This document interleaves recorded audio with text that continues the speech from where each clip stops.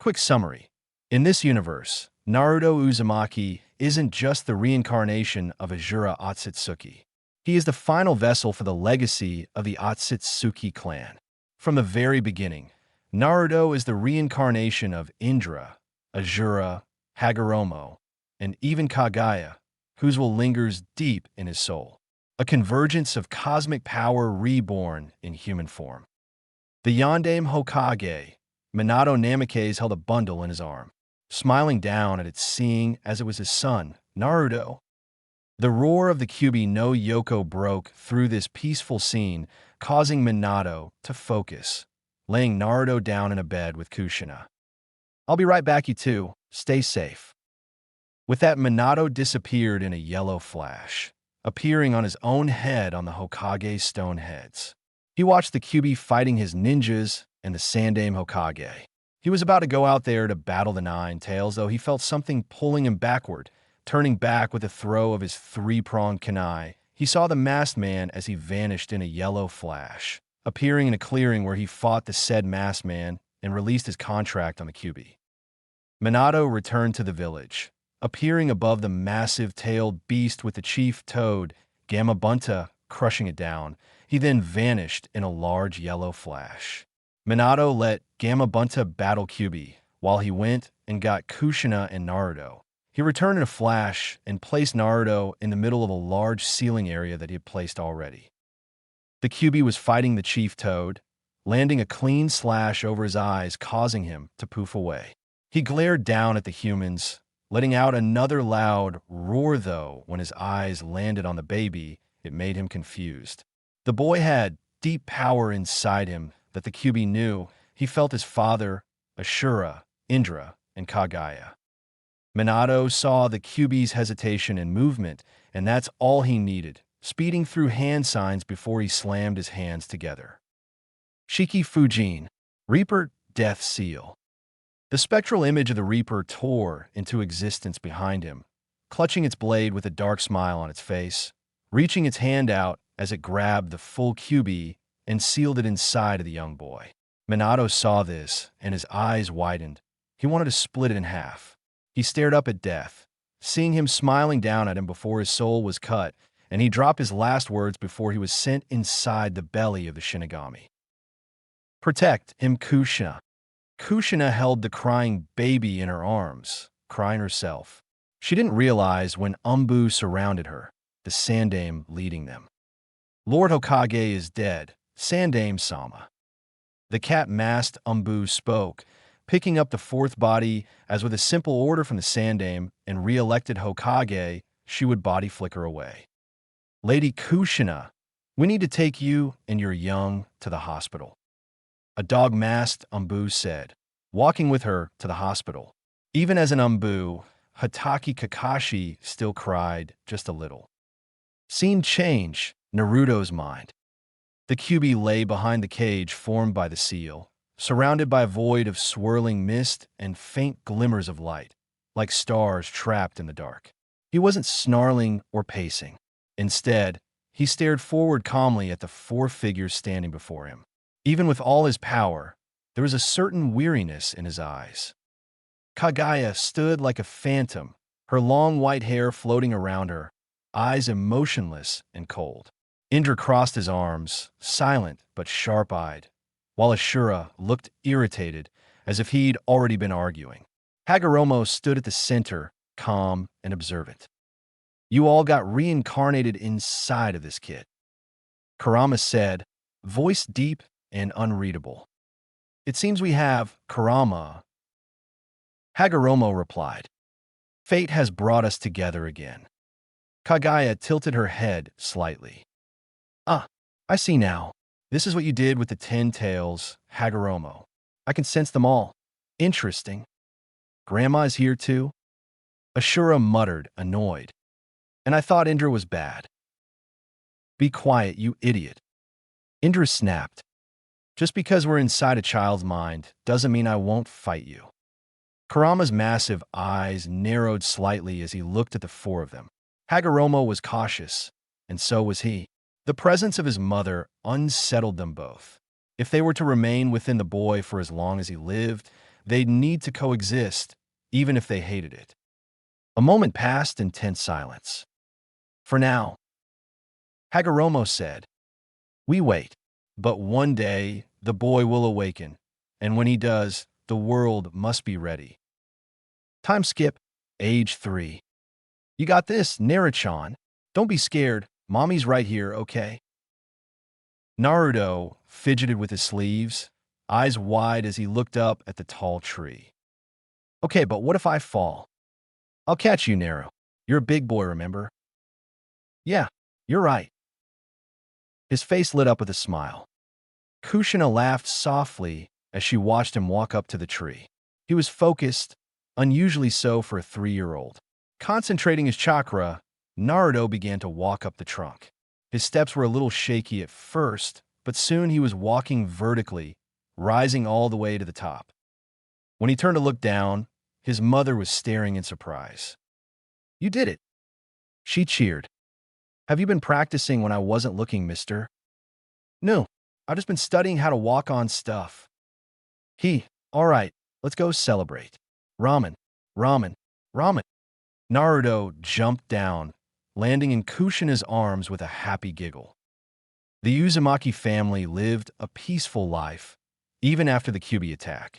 The Sandaime Hokage had announced that the young Naruto was the vessel of the Kyuubi no Yoko and a hero instead of the beast itself. When villagers and some ninjas didn't agree and even tried to mutter the world demon, they found out why Kushina Uzumaki was called the Red Death. She had to kill 35 villagers that called her son a demon.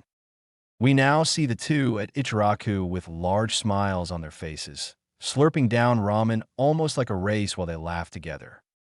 You made him little you, Kushina. Believe me or not, Tuchijiji. His first words were ramen. Kushina said with a smile while looking at Naruto eating.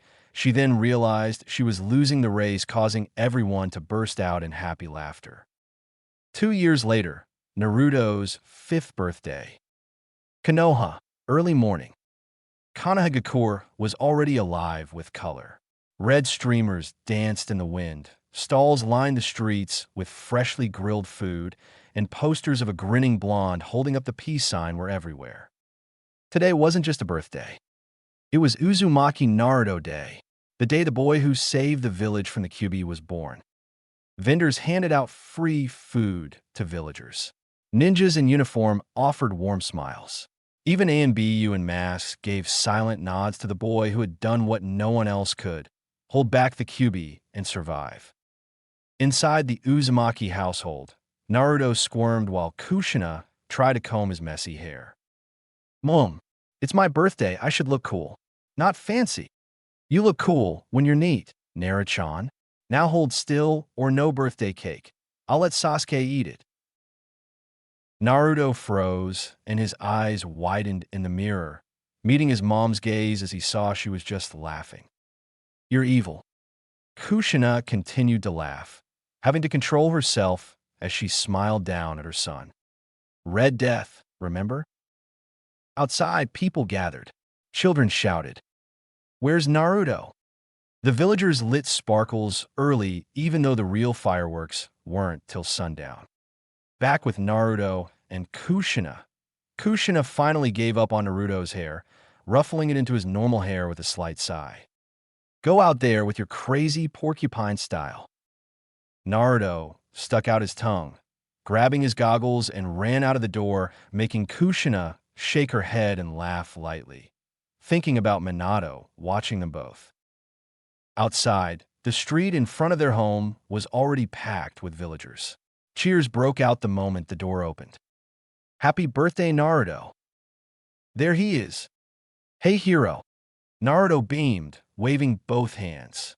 His red Uzumaki hoodie flapped in the wind as he ran down the stairs of the Uzumaki compound into a crowd of familiar faces. Irika, Tuchi, even some Chunin and Jounin that came for his past birthdays. Jo, Naruto. Sasuke stood leaning against a tree, arms crossed with a smirk. You took long enough.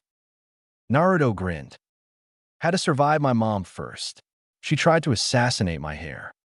Behind them, Mikoto Uchiha approached, arm in arm with Kushina. Both women looked proud and battle-worn, legends in their own right. It was thanks to their brutal honesty and strength during the Uchiha Council's corrupt coup d'etat plans. 2 years prior, the Uchiha clan planned to destroy and take over the Leaf. The two Kunoichi discovered this, and with the help of Itachi Uchiha, they put an end to the corrupt council. "Boys," Makoto said, hands on her hips. "Don't run off too far. The Hokage is coming soon." Yeah. Naruto and Sasuke both said at the same time, fist bumping each other with a slight smirk on their faces. "I'll race you to the festival." "Oh, you're on Naruto." That's when both boys sprinted off toward the festival, laughing and leaving dust in their wake. Scene change. Later that night, Uzumaki Compound. The Uzumaki Compound, once quiet and proud, was alive with celebration. Red and gold paper lanterns floated gently above, their glow casting warm hues across the expensive courtyard. The ancestral garden paths had been lit with chakra-powered lights, and a soft melody from live musicians filled with air. Even the clan's whirlpool-shaped crest had been polished and hung proudly above the gate. Today wasn't just a birthday. It was Uzumaki Naruto Day. The whole village had been invited to celebrate within the heart of the Uzumaki legacy. In the center of the main courtyard, a long banquet table stretched end to end stacked with gifts, trays of food, and handcrafted sweets. At its head sat the star of the evening, Uzumaki Naruto, the 5-year-old beaming with happiness and shining just like a star. A massive banner hung over him, emblazoned with his smiling face and bold calligraphy that read, "Uzumaki Naruto, our son, our savior." A cheer roared through the compound. "Happy birthday, Naruto." Naruto's face turned red, but his grin didn't fade. This was more than a party. It was love he could feel in every laugh, every hug, every bite of food. Gathered around him was his best friends, the children of Konoha's greatest clans. Sasuke Uchiha sat beside him, arms crossed, pretending to be unimpressed. "Teach, it's just a party." But the hint of a smile betrayed him. Shikamaru groaned. "Troublesome crowd. At least the dango is worth it." Choji didn't answer, mouth stuffed with fried dumplings. Ino tossed her hair. "Remember, Naruto, prettiest girl, best gift." She winked, handing him a bright blue bouquet. Hinata stood off to the side, nervously clutching a small red scarf that she just got down knitting. With the help of her mother, she shyly gave it to Naruto. Kiba zipped between tables, trying to get his present for Naruto opened first, though his mother grabbed him and took him inside so he could sit down somewhere. Shino stood by Shikamaru, quietly sipping from a tiny juice box as his Kakechu buzzed around him with a faint light, his version of party lights. Even several of the adults had come to honor the boy who had unknowingly saved them all. Might Guy challenged Naruto to a ramen-eating contest. When he lost, he would challenge himself to do 1,000 push-ups in 20 seconds. Kurinai brought a calming gift of lavender-scented charms. Asuma passed Naruto a box of scrolls and kunais. "This is for training only, kid." The usually smoking Jounin said, slightly smiling down at Naruto before he went back to join the adults. Irika ruffled Naruto's hair and flicked his forehead lightly with a grin. "You're growing up fast, Naruto. You'll be Hokage in no time."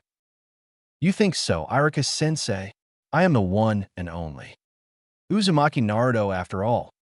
Irika laughed with Naruto before he seen his big brother figure Kakashi walking up, which made Naruto run and jump in his arms. "Hey Naruto, am I late to the party?" "You're right on time, Kakashi and I-san. I have a present for you, so get down, please." Naruto only nervously grinned, jumping down off of Kakashi as he smiled up at him. "Happy birthday, Naruto." Kakashi pulled out a scroll behind his back. It was a storage scroll which had a custom-made tanto inside it. Kakashi would apply chakra to the scroll, causing it to open and let the tanto be seen. The handle was red and black while the blade was a glowing black. "Thank you, Kakashi and I." You're welcome, Naruto. Kakashi lightly ruffled his hair before taking him to the main event. From the side doors of the compound's kitchen, Tucci and Ayum emerged with a monstrous three-layer ramen cake, steam rising from each tier, golden narutomaki spiraling along the edges. Naruto's eyes widened. No way. Kushina walked beside him, crouching as she did, voice soft and proud. This is all yours, Naruto. His lip quivered, jumping on his mother with a teary-eyed smile, making everyone say a combined awe. This is the best birthday ever. Thank you so much, Mom. Hee hee. Let's dig into the cake. Naruto gets the first cut. Everyone surrounded Naruto as they watched him cut the cake, going to take a bite before Kushina and Sasuke pushed his head in the cake, which covered his entire face in it, making everyone at the party burst out in laughter.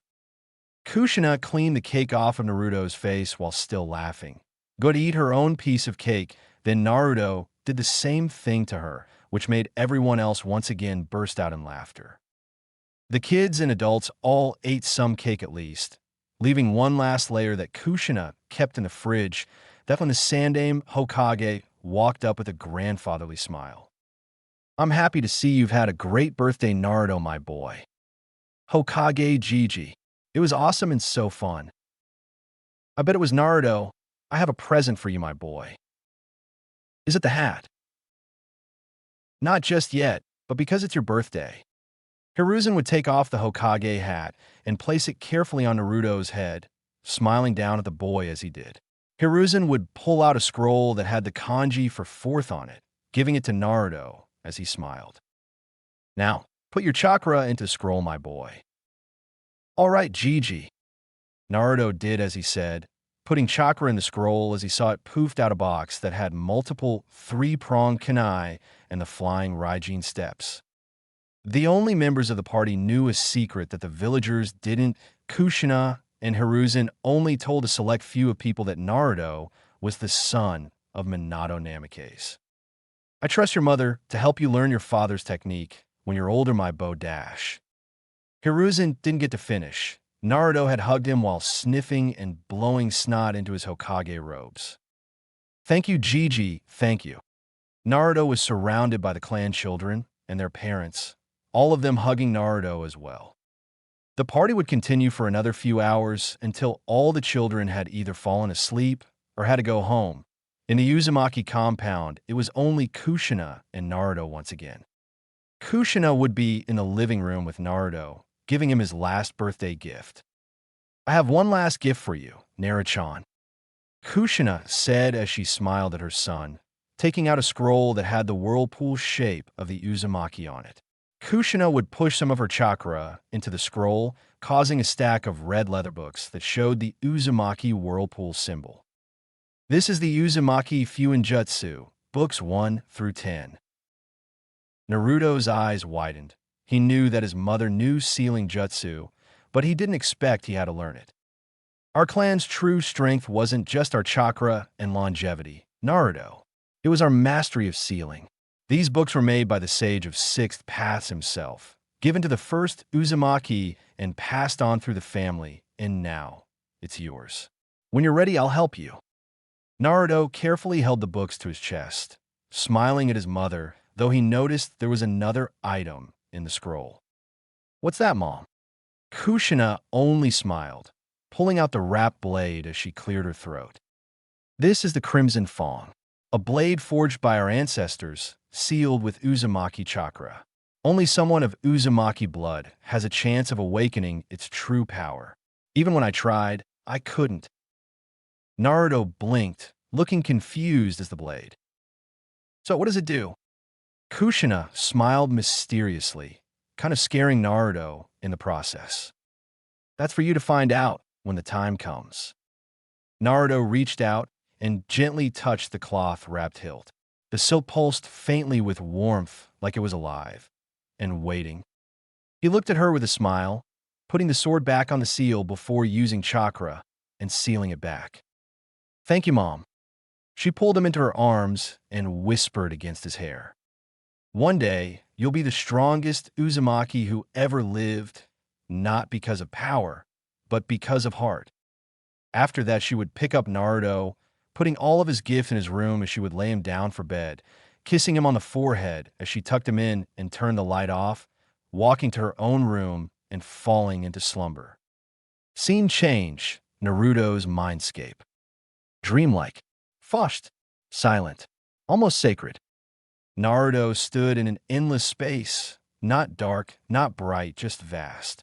The floor was rippling water, reflecting the stars above, even though there was no sky. Naruto looked down at himself. He wasn't a kid here. His body glowed faintly with golden traces, and his reflection shimmered with power. Older, taller, almost godlike. "Where am I?" he whispered, looking around slightly as he walked forward, but he was stopped by a voice that answered behind him. "Welcome, Naruto." Four figures slowly came into view, each standing like statues in the mist. One held a Shakujo staff, robes flowing like wind, wise eyes full of patience. One wore a battle-worn high-collar cloak with 6 tomo on the chest, 9 on the back beneath the Otsutsuki clan logo. Another stood in the same outfit, arms crossed, cold and proud. His chakra felt cold and crackling. And the last, a woman, floating slightly off the ground, hair long as night itself, with horns and pale eyes that made Naruto be reminded of the Hyuga clan. He then saw behind them was a large sleeping fox. Kurama didn't want to be involved in their conversation. "Who are you guys?" The staff bearer flew forward, a smile on his face as he had that same grandfather-like smile that the Sandaime gave Naruto. "I'm Otsutsuki Hagoromo, the sage of 6 paths." The other walked up or flew on the sides of Hagoromo. "I am Ashura, your boundless spirit and compassion. I am Indra, your cunning, your fire. I am Kagaya Otsutsuki, the origin of your bloodline. All of you are inside me." Kurama's familiar low growl rumbled nearby. The boy had woken him up, causing him to appear from the darkness behind them, calmly sitting like a guardian beast. "You're not just you, brat. You're something that has never been seen before. You're the true reincarnate. All of them in one." Naruto was confused, looking at all of them and trying to find the words, which took a while. "But I'm me. I'm Naruto." Hagoromo would lightly chuckle while nodding. "You're right, but you are also the convergence of destinies, the vessel of unity." Ashura would smile at Naruto, ruffling his hair a bit. "We aren't here to control you, we dash." Indra cut him off. "But if you don't master yourself, you'll be consumed by our power." Kagaya floated closer. She had an unreadable gaze, though it cracked just a bit as she looked at the boy. "The world is changing again. The time will come when you must decide to save it or to rule it." Kurama leaned in, eyes glowing.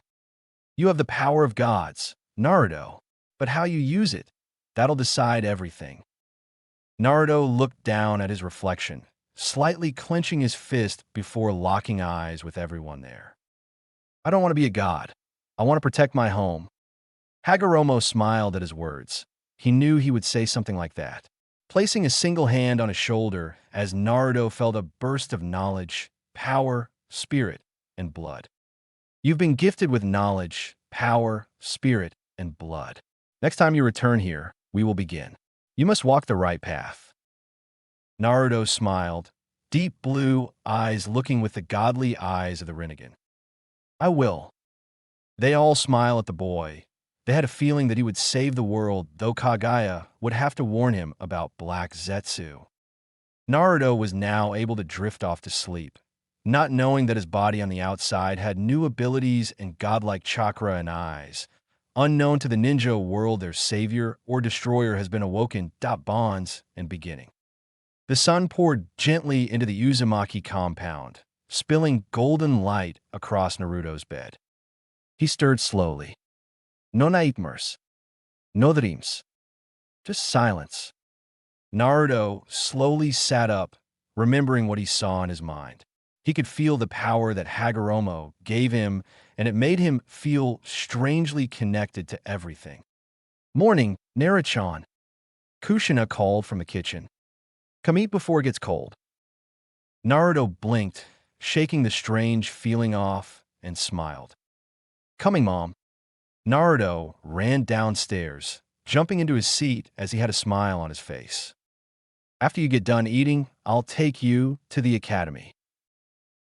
Kushina said as she smiled at Naruto, putting a plate of eggs, sausage, bacon, and biscuits in front of him with some orange juice. Thank you, Mom. Naruto would eat his food before he stood and wash his own dishes, now waiting at the door with his Canon Academy outfit. Aren't you ready to go, mister? Kushina said with a smile. She could see the younger image of Minato and Naruto.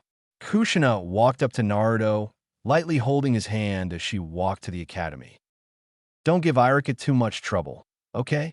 Be good, Naru. But I was planning a prank to do on him, Mom. Naruto pouted, puffing his cheeks like a chipmunk.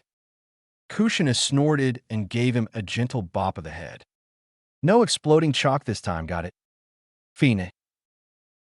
He muttered, rubbing his head and giving her a cheeky grin. Maybe just a little one. The two laughed together, the streets of Konoha lively around them. Shops opened. Birds chirped. Villagers waved warmly as they passed.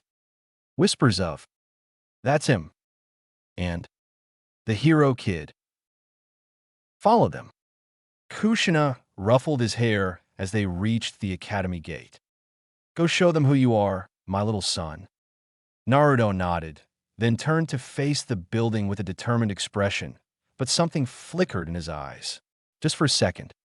Naruto's eyes became a swirling prism, like galaxies folding into themselves, rings and Tomo dancing in spirals around a star-shaped pupil. Power. Legacy. Destiny. He blinked, it vanished. Weird. Naruto muttered, rubbing his eyes as he walked inside the academy with a cheeky grin. Inside him, the chakra of the sage and his family stirred seemingly to be chuckling. What is this mysterious dojutsu? Well, let me tell you. Sozogen Changzao Eye of Creation. Born from the fused will of gods and men, it does not simply see the world, it decides how the world can be. Stage 1. Divine Perception. Unlocked at age 5, current story. Naruto's base Sozogen grants him Byakugan abilities. 360 vision, except blind spot, chakra pathway visibility, and telescopic sight. EMS abilities. Perfect precognition in battle. No blindness or strain from usage. Access to a unique Sozogen Jinjutsu, so powerful it can rewrite memories or place others in temporary illusions of destiny. They see a future where Naruto always wins. Rinnegan abilities. All 6 paths techniques. Basic shared vision if clones or toads are summoned. Passive chakra absorption. Special to Sozogen. Chakra weaving. Naruto can briefly fuse 2 jutsu instantly, e.g. fire wind equals burning cyclone. Truth perception. He can sense emotional intent and see destiny threads linking people/events. Seal mastery. Fuinjutsu becomes second nature, as if born with scrolls etched into his soul. Copy and evolve. Can see and replicate any elemental jutsu or taijutsu at twice the speed of a Sharingan, including Kekkei Jinkai techniques if the target's chakra is present. Once copied, the jutsu adapts and improves when Naruto reuses it. Alright, let's get back to this awesome what if. By the way, I'll probably have Naruto fully unlock it when he's on the wave mission. Konoha Academy grounds. Morning. The warm sun spilled over the academy grounds, where dozens of bright-eyed academy students gathered. The air buzzed with laughter, nervous excitement, and Irika, Sensei's voice trying, and mostly failing, to keep the chaos contained. All right, settle down, everyone. Irika clapped his hands. Today's a special day. We're having our first chakra and coordination day. That means you get to show off all that training you've been doing at home.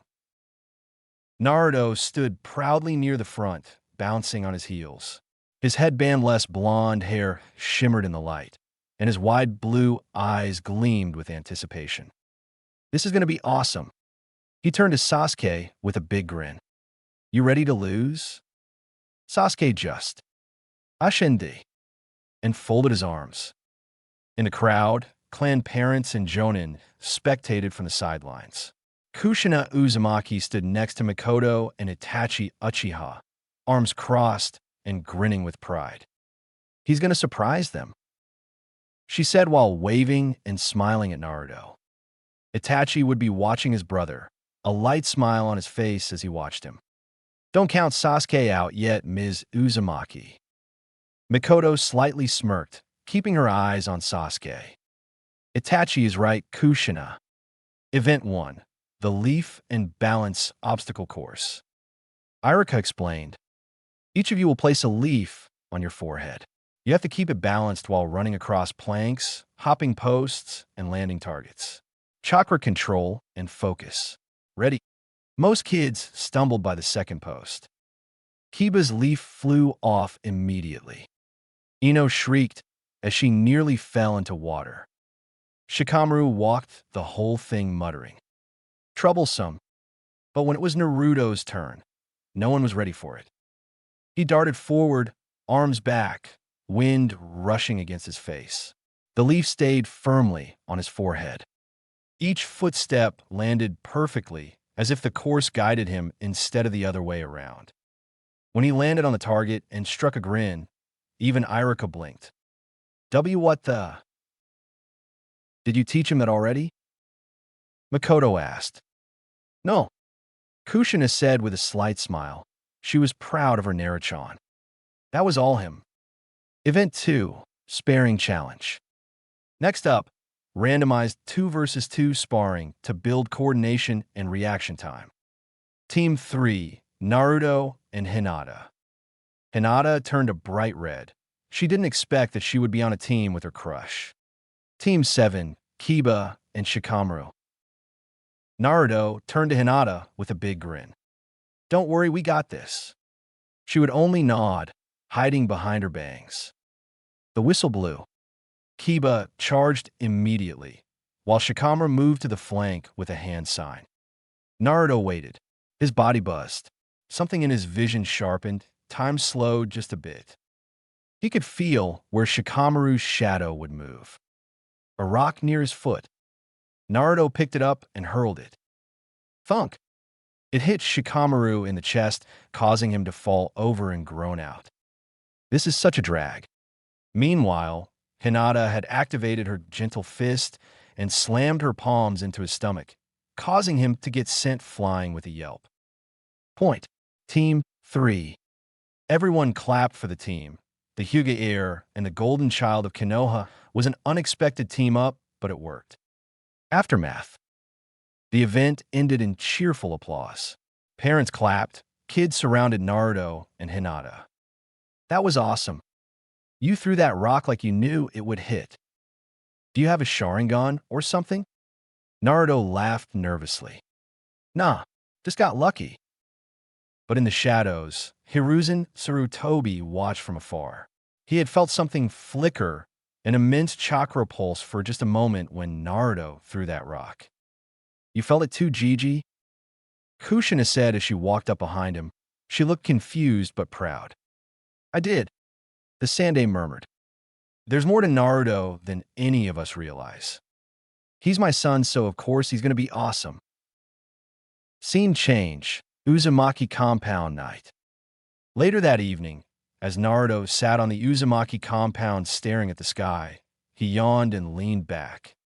His eyes fluttered half shut, and for just a second, the faintest ripple of silver lavender light danced across his irises. Flicker. Then it was gone. Naruto scratched his head. How weird.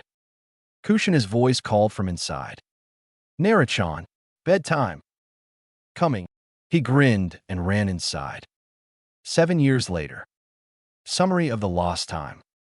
In the 7 years since that unforgettable birthday, Naruto Uzumaki's life became a unique blend of normal and extraordinary. While the world saw a cheerful academy student with big dreams and a bigger appetite, only a select few knew just how much was growing beneath the surface. Naruto still attended the ninja academy like any other kid. He pulled pranks, especially on Irika, struggled through boring lectures, and made tons of friends, including Shikamaru, Choji, Kiba, and even began to form a complicated rivalry with Sasuke. His days were filled with laughter, ramen, tree climbing competitions, and the occasional detention. Despite being a handful, he earned the respect of his classmates with his relentless energy and growing skills. But after school hours, that's when Naruto's second life began. Guided by Kushina, Naruto trained in secret with the gifts he received at his birthday. He studied the Uzumaki Fuinjutsu books, Volume 1 to 10, learning to respect and control the ancient sealing arts of his clan. What began with frustration and inky scribbles eventually turned into complex barrier seals, chakra chains, and explosive tags crafted by his own hands. Sealing scrolls lined the walls of his room like posters, each one a milestone of his growth. He also trained with the Crimson Fang, the ancestral blade forged by Uzumaki hands. Though it had yet to fully awaken, Naruto forged a connection with it, learning sword discipline, chakra channeling, and emotional focus, all taught by his mother, who told him, "This blade will respond when you fight not just with strength, but with heart." And when he wasn't training or at the academy, Naruto was just a kid. He played, joked, laughed, and lived. Sleepovers at Shikamaru's house, ramen challenges with Choji, racing Kiba and Akamaru around the village. Naruto's life was full of the warmth and chaos of growing up. Morning of the Genin exams. Golden light spilled through the Uzumaki compound, just as it did 7 years ago. Naruto stirred in his bed, eyes blinking open to the warm morning glow. He felt it again. He hasn't had any conversations with Hagoromo and his family, but he could feel them watching. The smell of miso soup and grilled fish snapped Naruto out of his thoughts. Naruto-chan. Kushina's voice rang out, warm and proud. Time to wake up, it's the big day. Genin exams. Naruto blinked, then grinned. He sat up, scratched his head, and whispered to himself. Time to show them what Uzumaki Naruto can really do. He leapt out of bed, heart pounding. Today wasn't just another day. It was the beginning of everything. Naruto descended the stairs quickly, still fastening his academy pouch. Kushina placed a hearty breakfast on the table, which was fried rice, miso soup, and tamagoyaki with Naruto's favorite, sweet soy drizzle. Eat up, or you'll pass out mid-jutsu. Kushina warned, sitting beside him.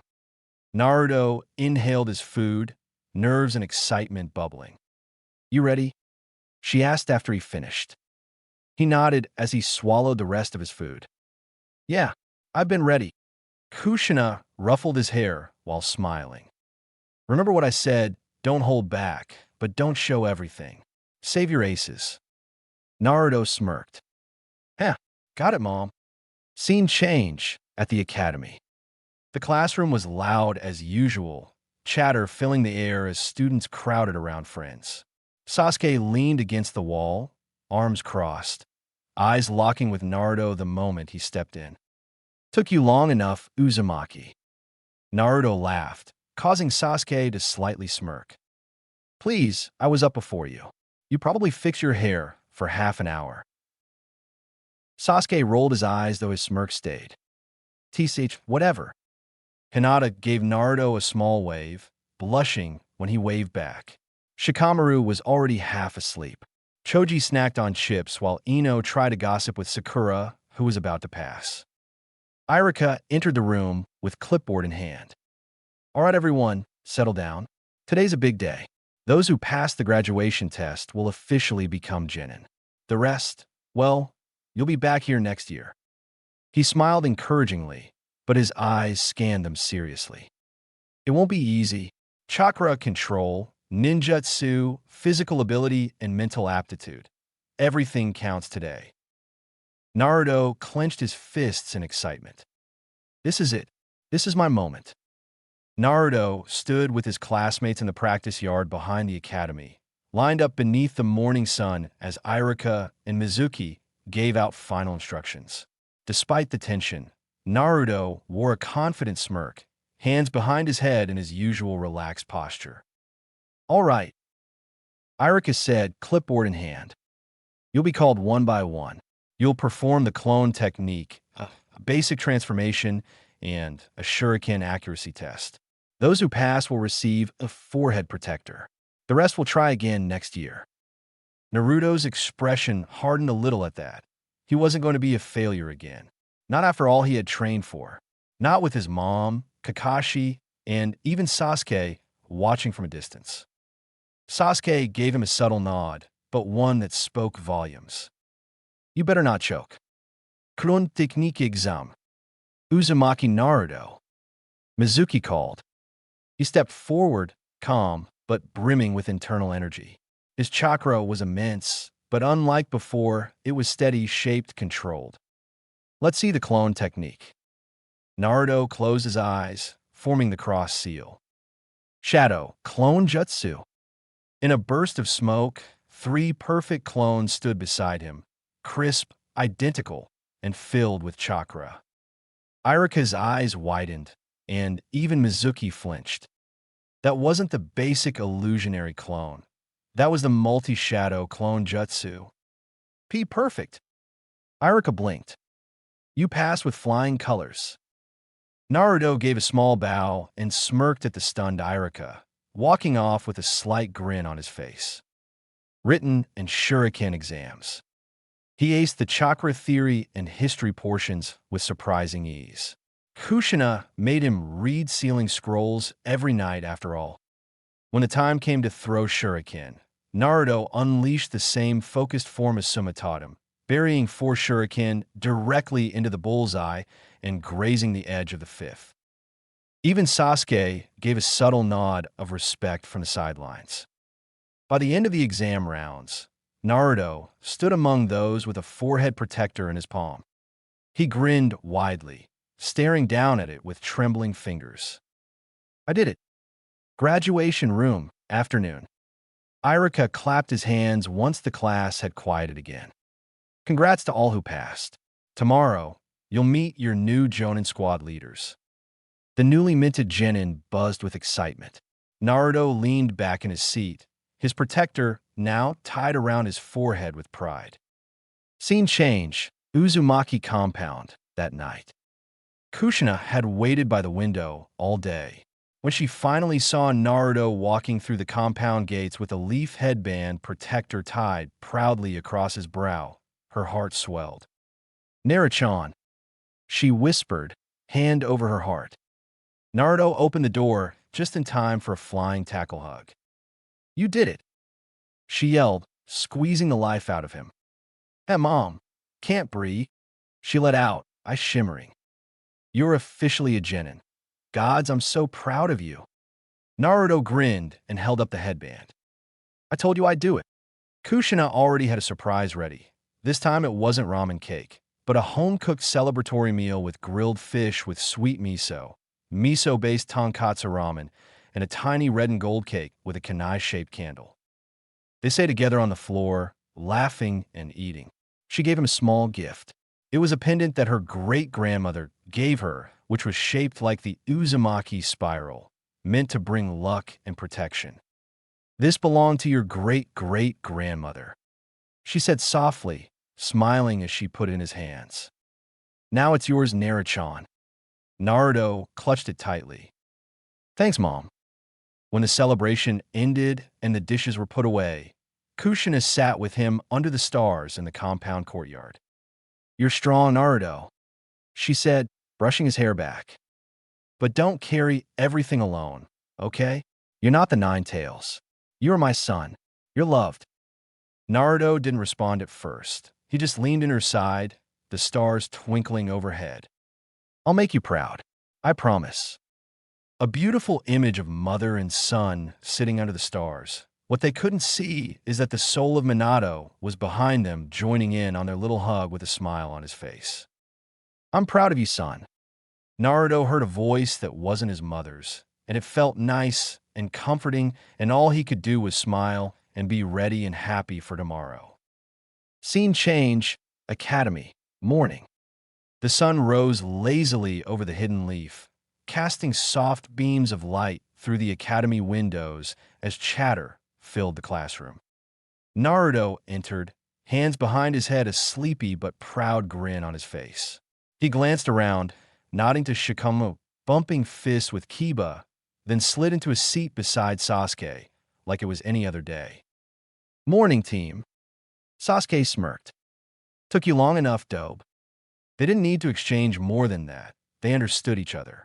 They were rivals, yes, but somewhere in those years of sparring, training, laughing, and healing bruises together, they'd grown close. Brothers in all but blood. Across the room, Hinata sat silently with her hands tucked in her lap, stealing glances at Naruto. A warm smile tugged at her lips. He looked calm, confident, different in a good way. Iruka walked in, clipboard in hand. Listen up, everyone. Today you'll be placed into 3-man squads. These teams will be your new units under a Jonin instructor, and you'll begin missions once approved. He began reading team names, and eventually, Team 7, Uzumaki Naruto, Uchiha Sasuke, and Hyuga Hinata. The classroom buzzed faintly, but Naruto simply shared a quick nod with Sasuke and shot a bright smile at Hinata, who quickly ducked her head, cheeks red. Iruka gave his usual reminders and left with the other teachers, leaving Team 7 waiting in the quiet classroom. Later that afternoon, he's late. Naruto groaned, lying back across the row of chairs with his arms crossed behind his head. He's over 2 hours late. Sasuke muttered, eyes flickering toward the door. At this rate, we're going to miss the mission briefing. Hinata, who had been sitting neatly with her hands in her lap, spoke up softly. And maybe he's just testing us? Thud. The door slowly creaked open. A tall silver-haired figure stepped in, face obscured by a mask, and his hate slanted over one eye. An orange book lazily held in one hand. Joe. Naruto ran up to their sensei, giving him a glare that held no malice behind it. Kakashi ni. Do I need to tell Mom about you being late again? No need for that, Naruto. I was just testing you all. Yeah, that's it. Meet me up at the roof. Kakashi spoke with slight fear as he used a quick body flicker to move to the roof. Scene change, Academy rooftop. Team 7 now sat in front of Kakashi, the breeze ruffling their hair as they squinted in the sunlight. All right, Kakashi said, closing his book. Let's get introductions out of the way. I want her name, likes, dislikes, and your dreams for the future. Start with. He looked down the line. You on the right. Hinata jolted a little, then nodded quietly. And my name is Hinata Hyuga. I like herbal teas, and I enjoy training quietly. I dislike cruelty. My dream is to become strong, someone who can protect the people she loves. Naruto gave her a thumbs up and a smile. You will, and will be with you the entire time, Hina-chan. She smiled faintly, hiding her blush with her jacket. Kakashi nodded. That was good. Next. Sasuke Uchiha. I like training tomatoes and sparring with certain idiots. Naruto grinned. He means me. Sasuke ignored him, only smirking. I dislike wasting time, and my dream, his expression sobbed for a moment, is to restore my clan, and maybe one day, become someone worthy of protecting the village. Kakashi raised a brow behind his mask. He knew how the population dropped when Mikoto and Kushina went with Itachi and slaughtered the corrupt Uchiha. He wouldn't question it any further. He would now turn to Naruto with a small sigh, though behind the mask he was smiling. Uzumaki Naruto, he announced proudly. I like miso ramen, my friends, and training with my mom. I don't like jerks, cowards, and traitors. Naruto met gazes with Kakashi, smiling with that bright smile he was known for. And my dream is to become Hokage. But not just any Hokage. I'll be the strongest one ever. I'll protect everyone I care about and make sure no one has to go through pain. Kakashi was silent for a moment, then stood with an eye smile. All right, you're interesting. Tomorrow morning, training ground 7. Don't eat breakfast or you'll throw up. What kind of training are we doing? Naruto asked, standing. Kakashi gave a wave as he walked off. Survival training. Survival? Hinata whispered. Naruto and Sasuke exchange a look. Scene change. Next morning, training ground 7. The air was cool and quiet, broken only by the crunch on the grass under sandals. Naruto, Sasuke, and Hinata stood ready. None of them looked nervous. In fact, they looked prepared. Kakashi appeared in his usual casual blur, one hand in his pocket, the other holding the bells. All right, let's begin, he said, raising the silver bells that sparkled in the sun. There are only 2 bells, Kakashi said, dangling them in the air, the soft jingling causing tension to build. And there are 3 of you. Whoever doesn't get a bell fails and gets sent back to the academy. Naruto gave him a knowing smirk. He trained with Kakashi before, and they used the bell test as a form of training for an entire year. You're still using the same tricks, huh, Kakashi and I? Kakashi's sweat dropped. He's definitely Kushina's kid. Kakashi got lost in his thoughts just a bit, but he snapped himself out of it. Oh, think you can beat me this time? Naruto's chakra flickered just slightly. He was calm and focused. We're not here to beat you. Sasuke stepped up, hands in his pocket and a smirk on his face. We're here to pass. Hinata nodded, activating her Byakugan with a quiet breath. Kakashi only I smiled. In his eyes they already passed, but he had to be sure. Well, let's see it then. The test begins. Naruto moved first. It wasn't a direct attack. It was him vanishing into the trees. Hinata remained back, scanning the field with her Byakugan. She called out Kakashi's movements to Sasuke, who rushed in and kept him occupied with his clan's taijutsu, the interceptor fist. From above, Naruto dropped smoke bombs in an arc, forcing Kakashi back toward the clearing. Kakashi dodged smoothly, but the coordination was impressive. He had to admit it, they planned this. Naruto came down with a slice from the Tanto Kakashi gifted to him. He got a clean hit on Kakashi, but then... poof! Kakashi countered with a substitution and reappeared behind Naruto, grabbing him by the shoulder. Still predictable Naruto. Naruto grinned. Am I? Poof! The Naruto in Kakashi's hand exploded in a puff of smoke. The real Naruto bursted from underground with a wide sweep, nearly snatching the bells off Kakashi's waist. Kakashi barely flipped out of reach, hearing the bells jingle from Naruto's touch, but he didn't notice the smirk on Naruto's face. Okay, not bad, Naruto. Naruto landed cleanly, panting lightly. You taught me that, remember. I see. But as the battle wore on, things shifted. The Genin got worn out and Naruto got pinned in the dirt with Kakashi sitting on him. Kakashi now picked up Naruto, tying him to the stump as he called the other Genin to where Naruto was tied. You improved, all 3 of you, but you were too reckless in the final charge. Naruto, you let your guard down to protect Hinata. Naruto just grinned from the rope, bruised but proud. They're my teammates. Sasuke and Hinata moved toward him, but he just shook his head. Eat, Naruto said firmly. Both of you. But...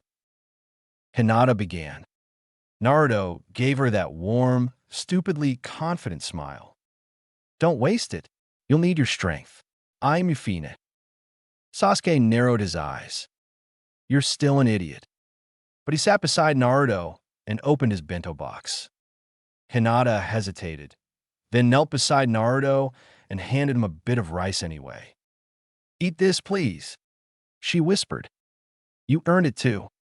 Just then, Kakashi appeared from the trees, arms crossed and killer intent coming off in waves. You? The Genin looked scared. They didn't know what would happen because they fed Naruto. Pass. The killer intent lifted as Kakashi. I smiled down at them. You worked as a team. You backed each other up. You protected one another, even if it meant failing. That's what being a shinobi is all about. He looked at Naruto specifically.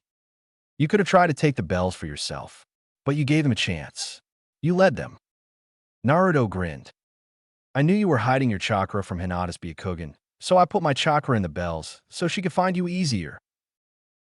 Kakashi's eye widened a bit before it turned into a smile. So that's what you did? Impressive. Kakashi untied Naruto and looked at his genin with that same eye smile. Welcome to Team 7, where the fire sleeps. The sun peeked gently over the rooftops of Konoha, casting a warm orange glow across the quiet Uzumaki compound. Birds chirped peacefully, the air was fresh. And Naruto was dead asleep, sprawling out like a starfish on his futon, snoring with his mouth open and one foot dangling off the edge. Suddenly, crash!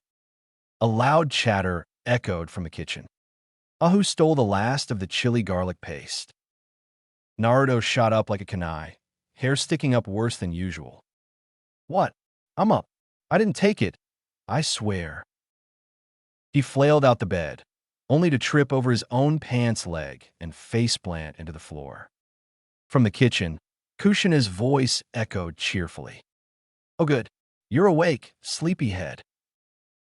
She stepped into his room wearing an apron that said, Uzumaki Kitchen, Uzumaki Rules, and holding a wooden spoon like a weapon.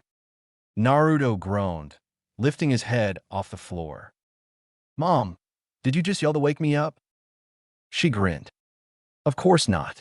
I really did lose the chili paste. But 2 birds, 1 spoon. She tapped the spoon against her hand menacingly. You were snoring like a tailed beast, Naruto-chan. Time to get moving. You got missions today. Naruto sighed dramatically. It's just D-rank missions. Kushina walked over and tousled his already wild hair. Hey, even the Hokage started with picking up trash and rescuing cats. Yeah, but you're not anyone. She added, voice softening. You're my boy, my strong, unpredictable, knucklehead ninja. She held up a small bento box wrapped in red cloth. Eat before you go. I made your favorite. Naruto perked up. Fish cake miso ramen? Fish cake miso ramen. She confirmed with a wink. He snatched it with a grin and hugged her tightly before bolting toward the door. Thanks, Mom. Love ya. Oi, brush your teeth first. The door slammed. Kushina stood there smiling, then muttered. He definitely took the chili paste. Scene change, Hokage's office. The doors to the Hokage's office slammed open with a dramatic flare. Come on, Aji-san, give us something better. Naruto stood at the front of Team 7, arms crossed, an exaggerated pout on his face. Hinata stood nervously behind him, fidgeting, while Sasuke looked more annoyed than usual, though that was his default setting. Hiruzen Tsurutobi, the 3rd Hokage, looked up slowly from the scroll he was reading, his pipe resting on the edge of the desk. That cleaning up dog hair from the Inuzuka kennels wasn't fulfilling enough. I was sneezing the whole time. Naruto whined, and Hinata almost got tackled by one of the puppies. Hinata blushed. It was cute, but big. Sasuke stepped forward, arms crossed. We're wasting time with these missions. We're ready for something else. Something that matters. Even Kakashi-sensei says we're improving fast. Naruto added, right, Kakashi and I? Kakashi, leaning against the wall with his nose buried in mask-out paradise, barely glanced up. Well, they're not wrong. Sarutobi raised his eyebrows. Is that so, Kakashi? They've got potential, more than most genin I've seen. Especially, Kakashi paused, putting away his book as he smiled. Naruto. Saratobi hummed thoughtfully, puffing on his pipe. His eyes lingered a little longer on the boy with the spiky blonde hair and determined eyes. The boy who had survived more than most, who still smiled like the world didn't weigh on his shoulders. Very well. Team 7 leaned in, eyes wide. I'll authorize a C-rank mission, one with the potential for complications. You'll act as escorts for a client traveling outside the village. Naruto's eyes lit up. Outside the village? Seriously? Sasuke gave a rare small smirk. Finally, Hinata nodded, her grip tightening on the sleeve of her jacket. Saratobi reached for a small scroll and unraveled it. Your client is a bridge builder from the land of waves. He's asked for protection until his work is completed. A man named. The doors creaked open again as an older man with a sake bottle in one hand stumbled in, reeking of alcohol and muttering to himself. Tazuna. The Hokage finished, looking slightly exasperated. Tazuna squinted at the group. These brats are my escorts? TCH. Hope you're better than you look. I'm too old to be stabbed in the back by bandits. Kakashi closed his book with a snap. Don't worry, old man, he said with a lazy-eye smile. They're stronger than they look. Naruto stepped forward confidently, grinning wide. You're in good hands, old man. Team 7's on the job. Scene change, village gate. The morning sun glinted off the village gates as Team 7 prepared for their first mission beyond the safety of the leaf. Naruto adjusted his gear with excitement practically radiating off him. Hinata clutched the straps of her pack nervously, and Sasuke stood calm and composed as usual, though his foot tapped slightly, betraying his anticipation. Just as Kakashi arrived with Tazuna in tow, a sudden whoosh of chakra could be felt. Naruto Uzumaki. The trio turned to see Kushina Uzumaki, storming toward them in her apron, flowers still dusting her sleeves. She was followed closely by Mikoto Uchiha, graceful as ever but clearly unimpressed, and Hitomi Hyuga, elegant yet stern. Naruto paled. Oh no! Kushina yanked him into a tight hug. You didn't think you were leaving the village on a mission without saying goodbye to your mom, did you? She can't breathe, Mom. Mikoto calmly approached Sasuke, giving him a once-over with a critical eye. Humph. You better behave, and don't go running into danger trying to impress anyone, she said pointedly before leaning in and smoothing his collar. Mom. Sasuke hissed quietly, his ears pink. Naruto snorted. Hitomi turned to Hinata, kneeling slightly to adjust her cloak. I packed you extra tea and a lavender oil scroll. If your chakra starts to shake, breathe, and use the pressure point I taught you under your left rib. Thank you, mother. Then, all three women turned, as one, toward Kakashi. He immediately tensed. I don't suppose this is where I say good morning, he tried, backing up slowly. Listen up, Kakashi Hitaki. Kushina's voice was laced with venomous concern. If my baby gets so much as a scratch, you'll be learning what it's like to eat through a feeding tube. Mikoto added with a smile far too sweet. And I will personally rearrange your chakra system with a palm strike. Hitomi finished, still completely composed. Kakashi's sweat dropped. Noted, very clearly. Naruto groaned, face buried in his hands. Can't you all just be normal moms for once? Hinata was blushing furiously and trying to vanish in her collar. Sasuke was muttering, I'm going to defect after this. Kushina finally knelt in front of Naruto again, brushing his hair back gently. Be careful out there, okay? Make me proud, but don't try to be a hero. Just come home safe. Naruto's expression softened. He nodded. I will, Mom. Mikoto gently touched Sasuke's shoulder. Same for you. Come back with all your limbs. Hitomi gave Hinata a brief, gentle hug before stepping back with her usual quiet grace. May the Byakugan see your path clearly. With one final round of mom glares at Kakashi, the women vanished with a trio of soft flickers, leaving behind a stunned bridge builder, a rattled Jonin, and three thoroughly embarrassed genin. Kakashi cleared his throat, pretending to dust his vest. Well then, shall we? Team 7 began walking. I swear. Naruto muttered. I'll never make fun of Sasuke's mom again. She's terrifying. Hinata whispered. You're both lucky my mom was holding back. Sasuke said flatly. Scene change, forest path. Team 7 traveled down a narrow trail. Birds chirped overhead. The peaceful ambience, however, didn't sit right with Hinata.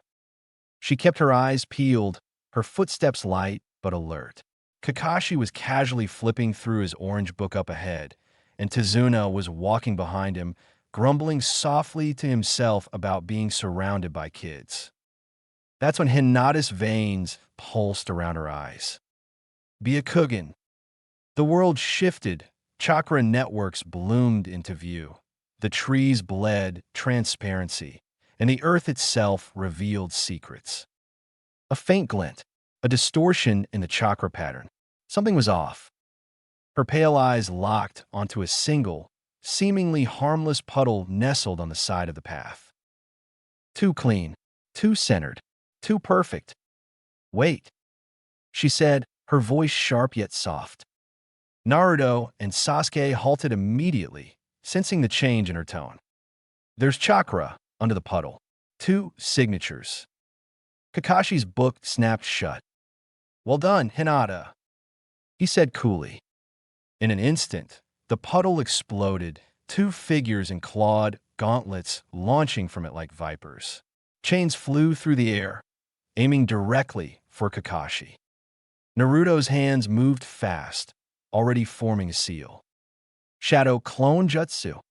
3 clones shot forward to intercept, but the demon brothers, thick-set shinobi in metal masks, sliced through the clones with practiced ease. Sasuke moved like lightning, pulling a kunai as he pushed Tazuna back. Hinata ducked and slid behind Naruto, her eyes watching every movement, her veins still bulging with chakra awareness. But then, too slow, growled one of the brothers. Chains coiled, and Kakashi fell to the ground, blood spurting. Sensei, Naruto shouted, eyes wide. The demon brothers laughed in unison. One down. We'll take the old man next. But neither got the chance. Crack! A shuriken whizzed through the air, forcing one of them to dodge, only for Sasuke to close the distance and sweep his leg. Don't get cocky, Sasuke hissed, slamming a kick into the man's chest. Naruto dashed forward, fury burning in his eyes. You picked the wrong day to mess with us. He delivered a spinning elbow to the second brother, using his clone for momentum midair. The hit was solid, but the enemy recovered quickly. Before they could retaliate, gentle fist. Hinata surged forward, chakra roaring through her palms. Her hit connected, striking the enemy's chest chakra point with precision. He choked on his breath as his system spasmed. The fight turned in an instant. The demon brothers were on the ground, bound, wheezing, and just when Naruto looked around for Kakashi, a gloved hand burst up from behind one of the trees. Kakashi, not a scratch on him. You really thought that'd kill me? Naruto blinked. Wait, you let that happen? Kakashi gave him a nice smile. I needed to see how you'd react under pressure. You jerk. Naruto groaned. You mean that was a test? Hinata asked, chest still rising from exertion. Well, the attack was real, but I knew it was coming. Tazuna's request didn't add up, so I was expecting trouble. Sasuke wiped a bit of dirt from his arm. Next time, just warn us. Kakashi nodded at Hinata, serious now. Your observation skills were crucial. Well done. You may have saved my life. Hinata blushed hard. Thank you. All right, Kakashi said, now glancing at Tazuna. Care to explain why Rouge Nin are coming after you on what was supposed to be a simple escort mission? Tazuna rubbed his neck sheepishly. I may have left out a few details.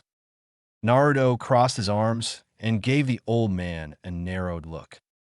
You better start explaining, old man. This was not a C-rank mission. Tazuna sighed, his shoulders slumping in guilt. I didn't lie because I wanted to. I lied because I had to. Kakashi gave him a pointed look. Go on. Tazuna's expression darkened. I'm a bridge builder, but I'm also the only one left trying to save the land of waves from a tyrant named Gato. He owns the shipping lines, the ports, the economy. He keeps our people starving and afraid. And now that I'm building a bridge to connect our country back to the mainland and trying to cut off his monopoly, he's trying to kill me. Naruto blinked. So, those guys were sent by him? Tazuna nodded solemnly. My family, my grandson, Inari, they're counting on me. If the bridge is finished, our people might have a future. Sasuke looked towards Kakashi. So what do we do? Kakashi looked over his team, then back at the unconscious enemies. We press on. Naruto grinned. Heck yeah, we do. Scene change. The afternoon, lakeside dock. By the time they reached the fog-covered lake, the sky was tinged with orange, and a hush had fallen over the landscape. A boatman was waiting for them silently at the edge of the water. You the one Tazuna sent for? Kakashi asked. The boatman gave a slight nod. The mist's thicker than usual. You're lucky you're with me. Gato's men are everywhere. They boarded the small, quiet boat. The vessel glided across the still waters, every oar stroke echoing eerily through the heavy fog. Naruto looked around nervously. It's like a ghost town. Hinata's eyes were active again, scanning their surroundings. Even through the mist, she kept her vision sharp. Still nothing, no chakra close by. Kakashi gave a small nod. Stay alert anyway. I have a bad feeling about this mist. Scene change. Land of the Waves, Bridge Road. As they stepped off the boat and continued their journey toward the bridge, the mist grew even thicker. The trees along the dirt path faded into silhouettes, and every step felt muffled, like the world was holding its breath. That's when Kakashi stopped. He placed his hand on his pouch and glanced over his shoulder. This mist, it's not normal. Be ready. Naruto took out the Crimson Edge. Sasuke narrowed his eyes and took up a guard stance. Hinata whispered, eyes widening before she pulled everyone down. A massive blade soared through the mist like a spinning fan, embedding itself into a tree inches from their heads. Naruto's eyes went wide as he stood with his team. What the hell was that? And then, they heard the voice. Raspy, calm, cold. I missed. From the mist emerged a tall figure standing atop the blade, his face half hidden behind bandages, jumping down as he held his massive sword back in his grip. Momochi Zabuza, the demon of the hidden mist. Kakashi's eye narrowed. The demon of the hidden mist. Momochi Zabuza. Zabuza smirked. Hatake Kakashi, the man who's copied over 1,000 jutsu. This might be interesting after all.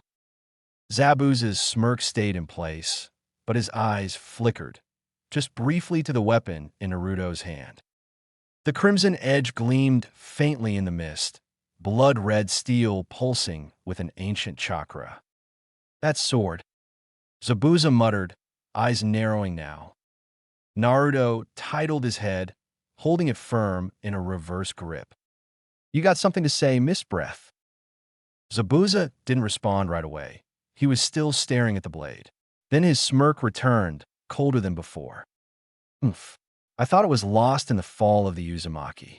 The Crimson Edge, forged in blood and sealed in fire. They say it cut through entire platoons during the Second Great War. He chuckled. I didn't expect some brat to be waving it around like a toy.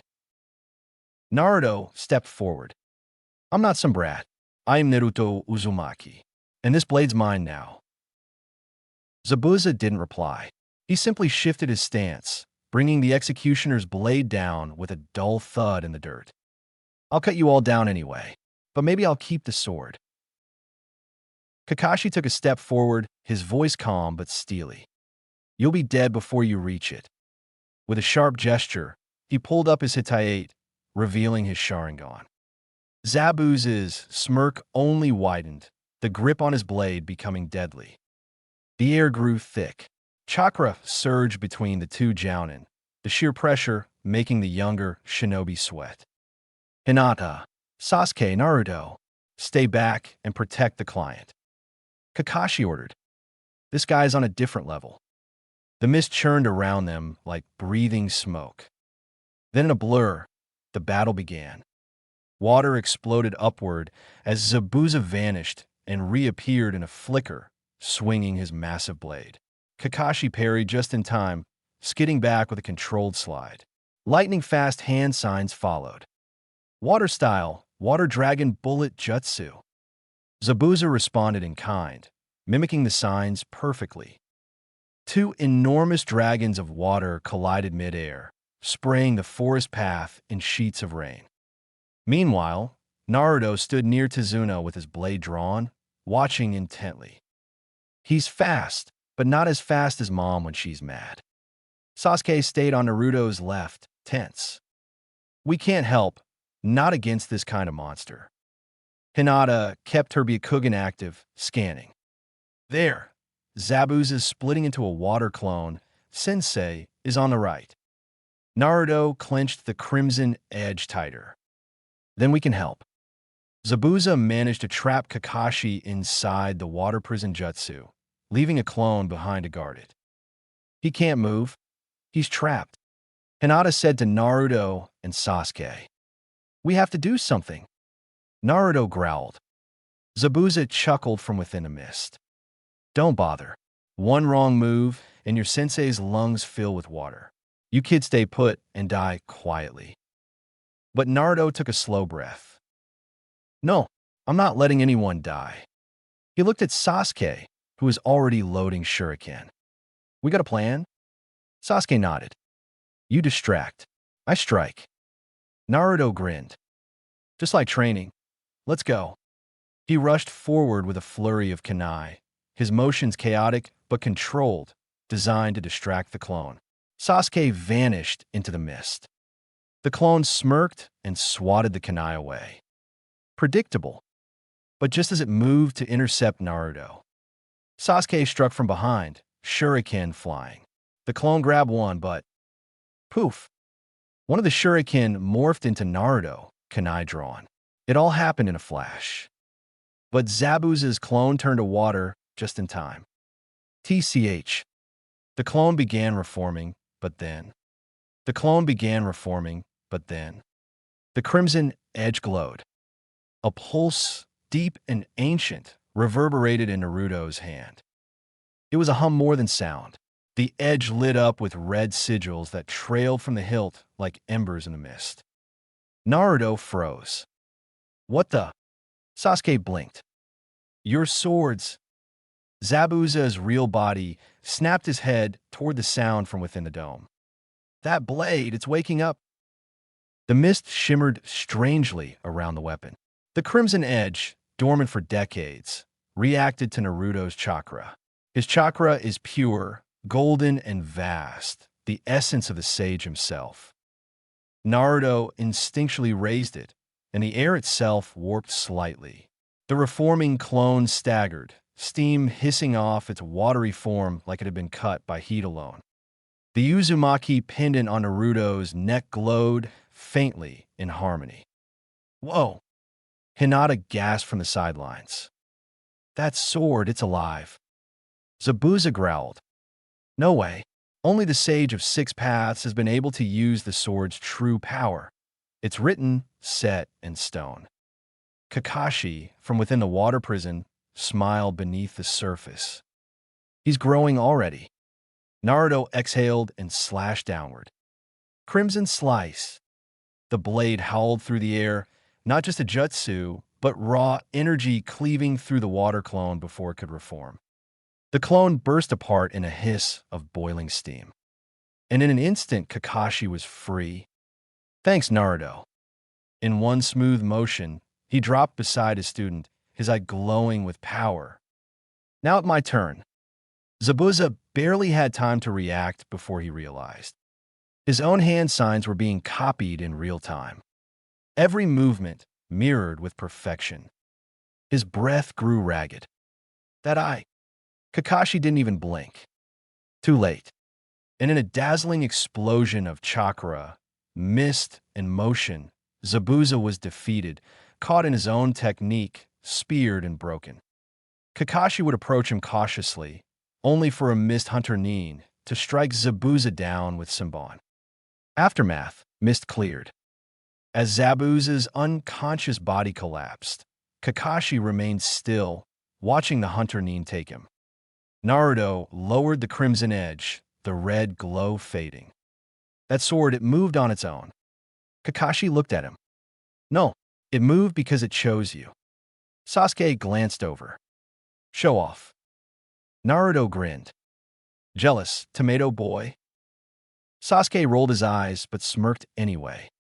Hinata simply walked up and looked at the sword in Naruto's hand with wide, respectful eyes. Her clan researched all relics wielded and made by the Sage of Six Paths. This was one of them. It's not just a weapon, it's part of your legacy. Naruto grinned as he looked down at Crimson Edge, still pulsing faintly. Then I'll live up to it. To Zuna's house, afternoon. Sunlight drifted through the open windows. Kakashi remained resting on a mat, his breath steady, recovering from the Sharingan strain. Tsunami moved quietly in the background preparing tea, while Inari peered around the corner at the ninja in wide-eyed awe. Naruto sat on the floor, staring down at the crimson edge, the blade laid across his lap. It still shimmered faintly, even at rest. Sasuke leaned against the wall, arms crossed. So Hyuga, what else do you know? Hinata sat properly with her hands folded. I didn't want to overwhelm you before, Naruto-kun, but I think you should know the rest. She looked at the blade. The Crimson Edge has a legend beyond the Sage. After him, the only wielder to ever reach the second stage of its power was Erashur Uzumaki, one of the few remaining patriarchs before the fall of your clan. It said that he was so powerful, even the first Hokage respected him. Naruto's eyes widened. I've never heard that name before. Hinata nodded. It was hidden, only recorded in Hyuga archives and a few remnants the Uzumaki left behind in secret scrolls. Were there any other welders? Sasuke asked. Mito Uzumaki. Hinata replied softly. She was chosen by the blade, too. The scroll said she wielded it with grace and strength, but she never unlocked its second stage. Her chakra was strong, but not pure enough. Not like Arashi's. Or... She trailed off. Naruto blinked. Or... Hinata blushed faintly. I think it recognizes you. The blade hums in your hand. It pulses like it's alive. That only happens for someone with chakra untainted, raw, and ancient. Naruto looked down at the sword. Well, if they're watching, I won't disappoint them. Night, Naruto's mind. Darkness. Then suddenly, light soft and golden, flickering like candle flames. Naruto found himself standing in a stone chamber that looked like a temple. The crimson edge floated before him, suspended in the air, glowing brighter than ever. A deep voice echoed. So, the blade has chosen again. Naruto turned. A tall man stood behind him, with long crimson hair tied back, wearing armor engraved with the Uzumaki spiral and a weathered white cloak. His presence was massive but calm, wise. Who? I am Erashur Uzumaki, and you are my great-great-great-grandson. Another presence stepped from the shadows beside him, graceful, warm, dignified. I am Mito Uzumaki, first Jinchuriki of the Nine Tails, wife to Hashirama Senju, and you are my great-great-grandson. Naruto's breath caught. I've heard of you. Both of you. Erashur stepped forward. We carried this blade. We protected this legacy. But you're something more. You carry the fire of the old world and the spark of the new. Mito nodded, her voice gentle. The crimson edge responds to your spirit because it remembers.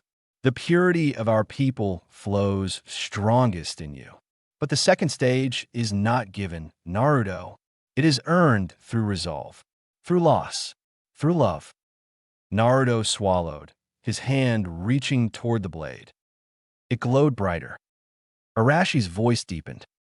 If you wish to awaken it fully, you must survive the trials ahead. Protect your team, learn your limits, and shatter them. And when the time comes, Mito added, do not be afraid of what burns inside you. You are not just a Jinchuriki. You are the flame that sleeps. Naruto stepped forward and grasped the blade. It pulsed, warmer than fire, deeper than chakra. He felt it throughout his entire body. And then, morning, Tezuna's house.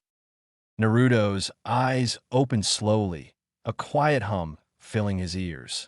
The blade beside his bed glowed faintly, red patterns crawling across its surface like veins awakening. He sat up slowly, breath fogging for a moment. I'll protect them, he whispered. He could still hear Arashi's voice echoing in his chest. Awaken and carry the fire forward. Scene change, downstairs, Tezuna's house. The smell of miso soup and grilled fish filled the air as Team 7 sat around a low table. Hinata quietly passed out rice bowls while Sasuke picked at his food with thought. Naruto, of course, was halfway through his second bowl. Kakashi leaned against the doorframe, sipping tea with his visible eye narrowed. He broke the silence. Zabuza isn't dead. Naruto nearly choked on his food. What? But he got killed, we saw it. Kakashi nodded. Sunban, paralyzing points. Meant to fake death, not cause it. That Hunter Nin was no ally of the mist. He's more likely Zabuza's accomplice. Sasuke scowled. So what now? Do we wait for him to show up again? We prepare. Kakashi said simply. You'll all be training for the next 2 weeks. You all will be training to get ready. As he spoke, he took out a stack of chakra paper from his pouch. This paper reacts to your chakra. Depending on how it responds, we'll know what element you're most naturally attuned to. He handed each of them a piece. Focus your chakra through the paper, steady and centered. Naruto squinted in concentration, holding the paper between his fingers. It split cleanly down the middle. Wind nature. Kakashi observed, nodding. Rare in the leaf. Naruto blinked at the paper. That's it. Kakashi raised an eyebrow. That's your natural affinity. It doesn't mean you're limited to it. But across the table, Hinata's eyes lingered a moment longer. She had activated her Byakugan subtly, not out of suspicion, just curiosity. Her expression changed slightly. The paper hadn't just spilt. In her eyes, she saw flashes of fire, water, lightning, and earth. These faint traces pulsing around the edge of the paper before the wind chakra took dominance. Her lips parted slightly, but she said nothing. Not yet. She turned her attention to her own paper, placing it in her palm and challenging her chakra. It crinkled and softened like damp cloth. Water, Kakashi confirmed. Precise and fluid. Fits you. Sasuke's paper was next. It burned the corner, then crackled into ash. Fire and lightning. Impressive. You've got 2 strong affinities. Naruto pouted.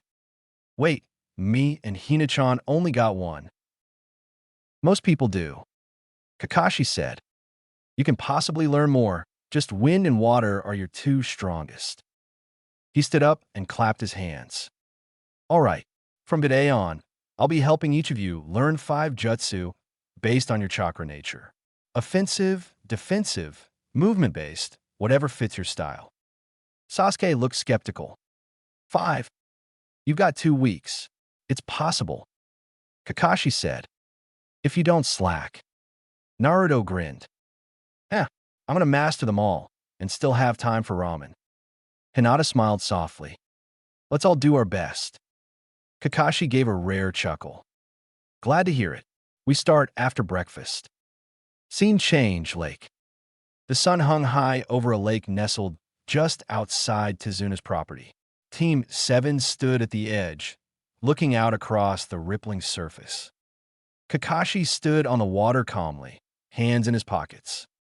Water walking is about constant chakra flow, not bursts like tree climbing. You must adjust every second. Naruto placed a foot on the surface. It immediately sank with a loud splash. Okay, definitely harder. Sasuke tried next, managing 2 steps before dropping into the water with a grunt. Hinata stepped forward quietly, calm and focused. She glided forward several feet, pausing delicately on the surface like it was glass. Naruto's jaw dropped. Oh, come on. How are you so calm? Hinata flushed red but held steady. Kakashi smiled under the mask. Impressive control. He looked at the rest of them. You'll get with practice. And when you're not walking, you're learning. Naruto stood ankle-deep in the water, scowling. Ugh, why can't I get it to stay steady? He took a step, and with a loud splash, sank knee-deep again. Sasuke, a few feet away, gritted his teeth. His feet hovered on the surface for half a second before he also dipped through, catching himself with chakra in a small burst. Tsh. Hinata remained on the water, standing as if it were solid ground. Her chakra control was near flawless. Try not to flood your chakra all at once. She said gently. It's about rhythm, like breathing. You have to feed your chakra into your feet slowly, like letting water from a cup drip instead of splash. Naruto scratched the back of his head, then grinned sheepishly. So, basically, I've been stomping chakra in like ramen broth instead of drizzling it like tea? Hinata blushed faintly, then nodded. Sort of. Sasuke frowned, closing his eyes and focusing. His chakra swirled more tightly, less erratic. He took a step forward, no splash. Then another, still steady. Naruto followed suit, tongue sticking out in concentration as he mimicked Hinata's tip. His foot hovered on the surface and stayed. He let out a cheer. Yes, Hina-chan, you're a genius. She looked away, flustered. It was nothing. Kakashi gave a nod of approval. Good. Mastery of this level of control is key in combat. If you can keep it while fighting, you'll be able to battle in terrain others would sink in. Sasuke looked over at Naruto, who grinned at him. You ready for a water spar, team? Sasuke smirked. Don't go crying when I dunk you. Naruto surged forward, chakra steady as he leapt across the water surface. Sasuke met him, their feet barely rippling the lake. Kakashi watched as the two clashed, not just training their chakra, but learning trust through rivalry. And from the edge of the lake, Hinata smiled. The water rippled with every movement as Naruto and Sasuke faced off, both standing firmly on the surface of the lake. You're getting cocky already. Sasuke muttered, his Sharingan spinning to life. Naruto grinned, gripping the hilt of Crimson Edge on his back, but not drawing it yet. Maybe, but I know you're not one to talk. Sasuke darted forward with a burst of speed, delivering a sharp kick. Naruto blocked it with his forearm, the impact creating a splash beneath their feet. They clashed across the lake, taijutsu meeting raw instinct, chakra control keeping them afloat with each move. A misstep could mean sinking, so every movement tested both combat skill and chakra precision. Meanwhile, on the back, Kakashi stood beside Hinata, his single visible eye following both bots with a calm gaze. You're already mastered water walking. Not bad, he said, then he gave Hinata an eye smile. This jutsu takes one-hand signs. It'll be perfect for you, Hinata. As he spoke, a small orb of water hovered above his palm. This jutsu is water release, serpent lash. It requires shaping water like a whip that responds to movement and intent. You won't need raw power, just grace and control. Hinata nodded, forming the monkey seal slowly. The water responded with hesitation at first, forming a thin tendril. Kakashi corrected her stance with a small tap on the shoulder. Let flow, not drag. With a breath, Hinata steadied herself, and the whip cracked through the air, slapping into a nearby tree and nearly hitting Naruto, causing them to hear a scream and a splash. The inter-team laughed while Hinata looked embarrassed. Naruto jumped out of the water, even laughing himself as his spat with Sasuke was almost over, but they'll end it there. That was good. With refinement, you'll be able to disarm, defend, or even trap. Kakashi, I smiled. You got potential, Hyuga. Kakashi and Hinata would walk back to the shore, standing in front of Naruto and Sasuke, who sat on a tree laughing with each other. Kakashi made 2 shadow clones appear beside him. One clone will work with Hinata, the other with Naruto. I'll stay with Sasuke. You're each getting 5 jutsu. Are you all okay with that? Hi, Sensei. All of the Genin said in unison, Hinata's clone returning to the lake, Naruto's clone walking into the forest, and Kakashi walking into a clearing with Sasuke. Scene change, forest. Naruto skipped through the forest, stopping under a large, broken tree. Kakashi's clone looked at him. We'll start with wind style. Your chakra nature. Yes. Naruto pumped his fist. Let's go. Is this the super hurricane death jutsu, or? It's Gale Palm. Kakashi said dryly. Oh. The clone held up his hand, forming the ram, horse, bird seals. Channel wind chakra into your palm. Not too much, not too little. Then push. With a swift thrust, Kakashi released a focus guard that split a tree stump clean in half. Naruto grinned. Okay, Kakashi and I watch this.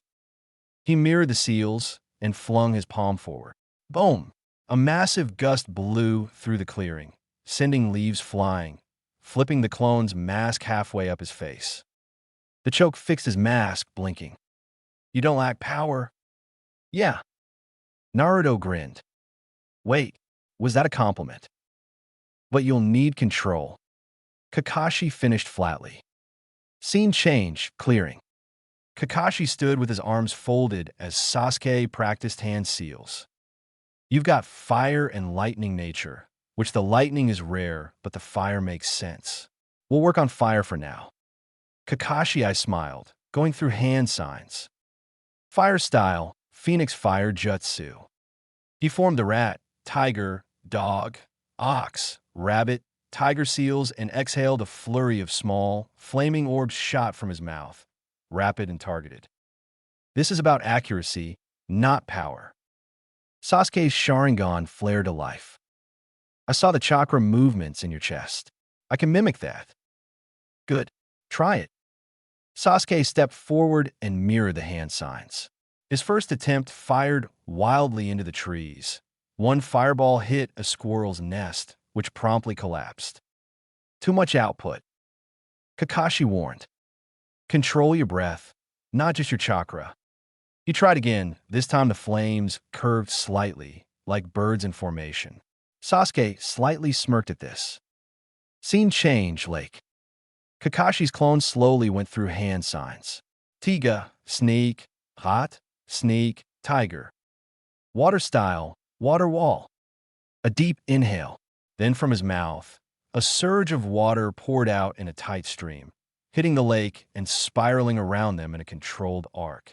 The stream rose and circled, forming a transparent dome-like wall of rushing water, completely encasing them with only a slight hum of pressure.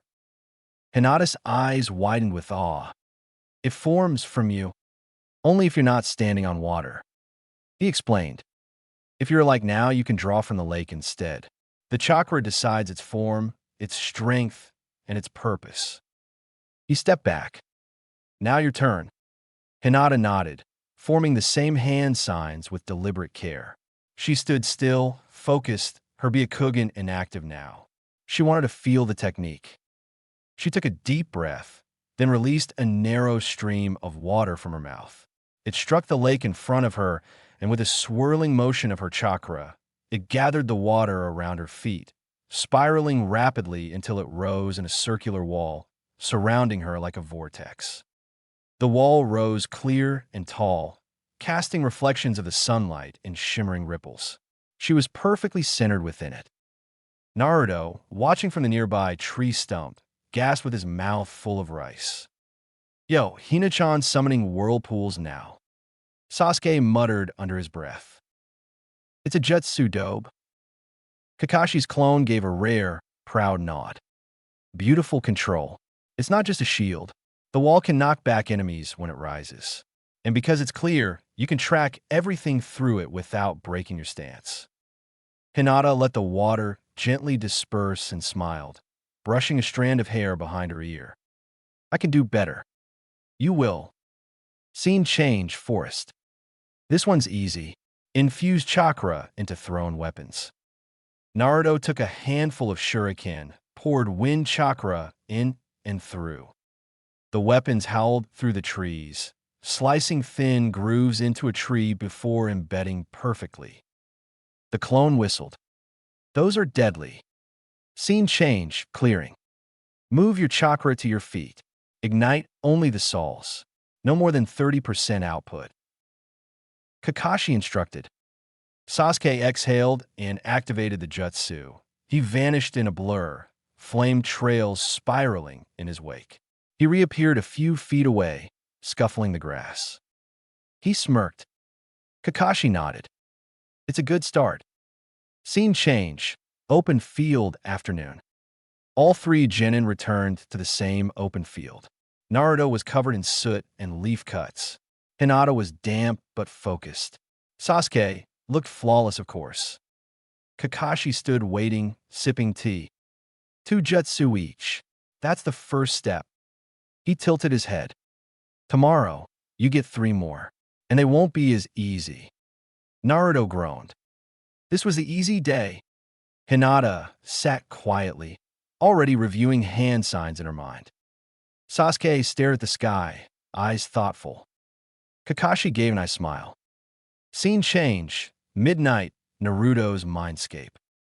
The night outside was calm, but inside Naruto's mind, a storm of potential brewed. Naruto stood barefoot in the familiar crimson grass field within his subconscious. The crimson edge floated at his side, its aura warmer now. It was responsive, even welcoming. Erashur stood several paces away, his long hair flowing in the invisible wind, while Mito stood behind him with a soft smile and the grace of a queen. Erashur spoke first.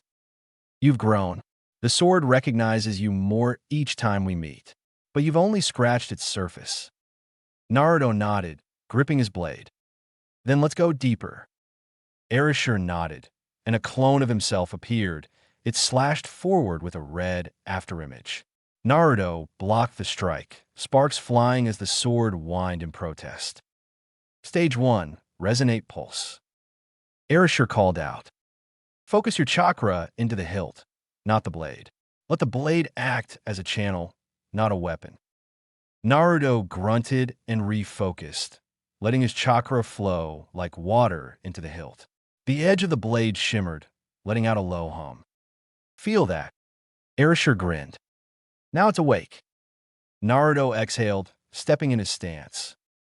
Meanwhile, the wind stirred gently through the crimson grass, curling around Mito Uzumaki's figure like she was part of the landscape itself.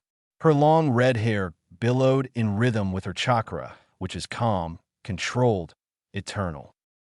A Naruto shadow clone stood in front of her, eyes wide with anticipation.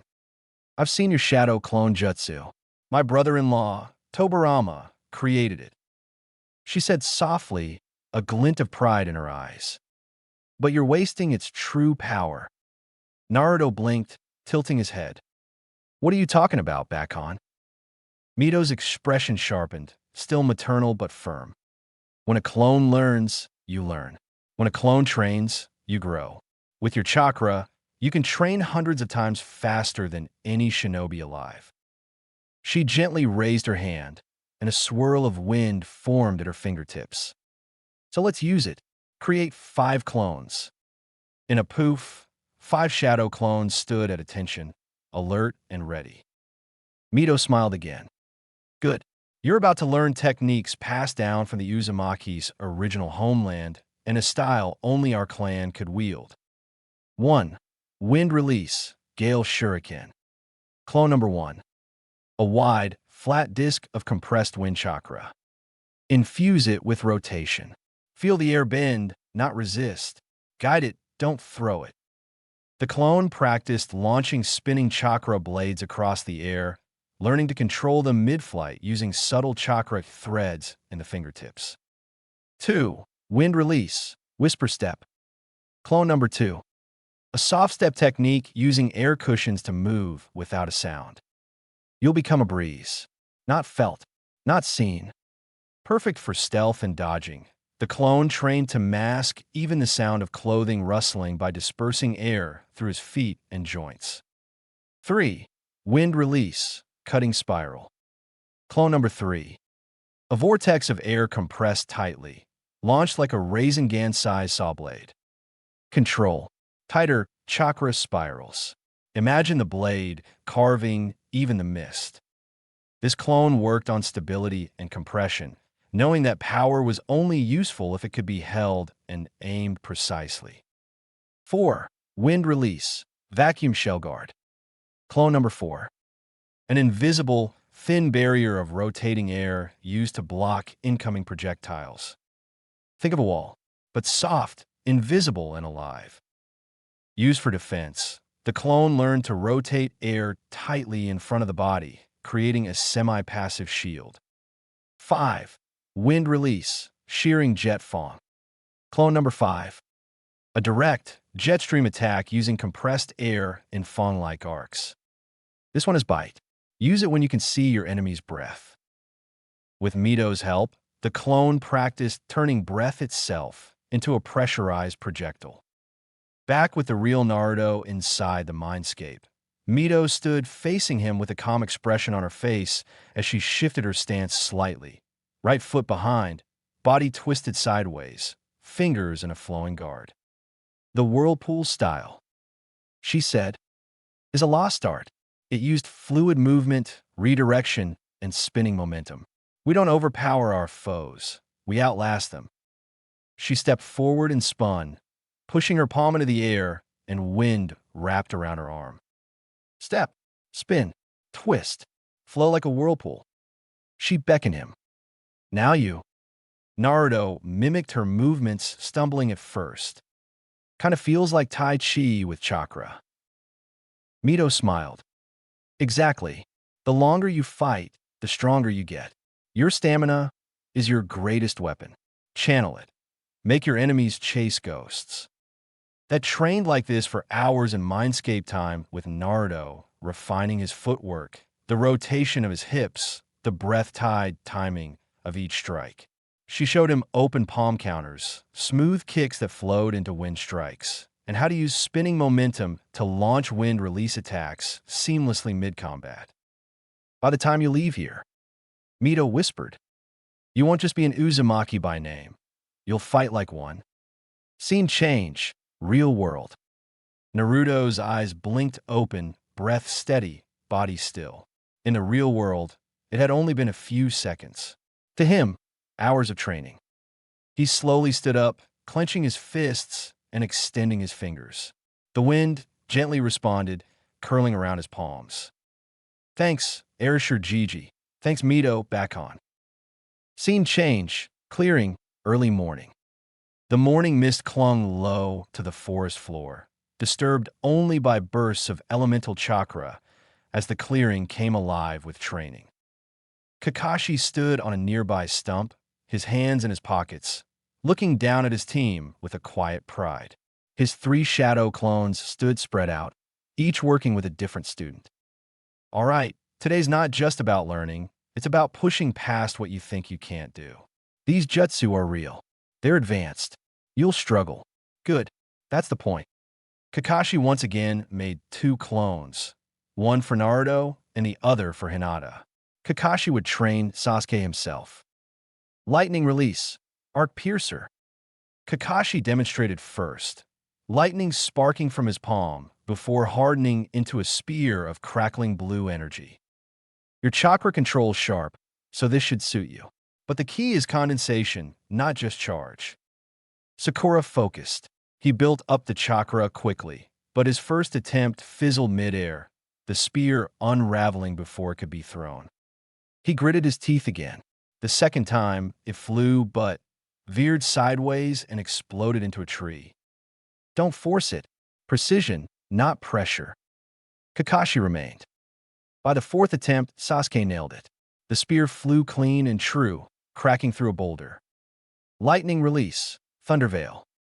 This time, Sasuke's chakra surrounded his body, but wavered violently. Too much output. Kakashi warned.